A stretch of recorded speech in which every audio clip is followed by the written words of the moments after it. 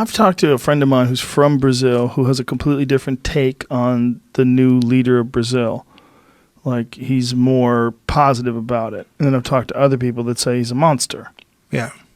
I mean, if people in Brazil are living through the current chaos, I can understand why they might go to a Duterte-type figure to say it's going to be messy, but he's going to clean it up. Right. But he certainly seems like a monster.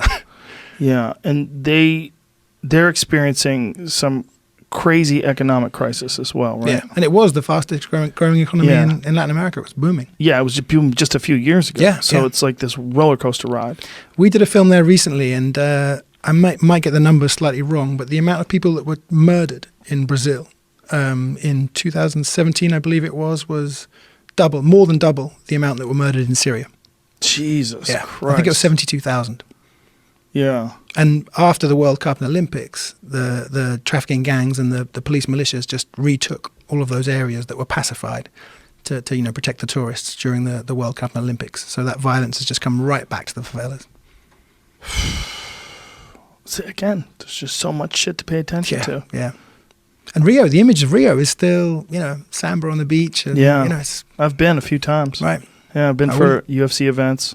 It's beautiful people, very nice, very friendly. But then you go 2 or 3 miles up into the hills. Yeah. It's another world. Well, we drove, when you land at the airport, you drive through the favelas on the way to Rio, and you're like, whoa, this is a different kind of poverty.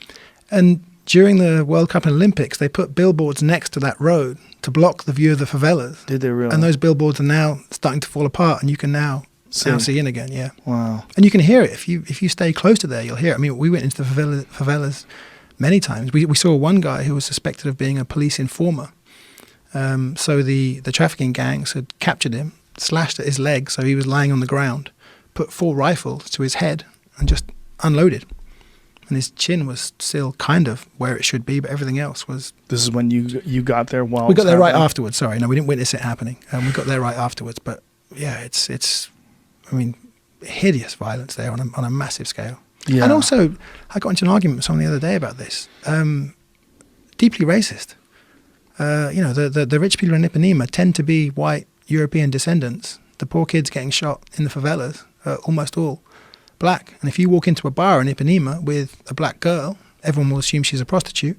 If you walk into a bar in Ipanema with a black guy, everyone will assume he's a drug dealer.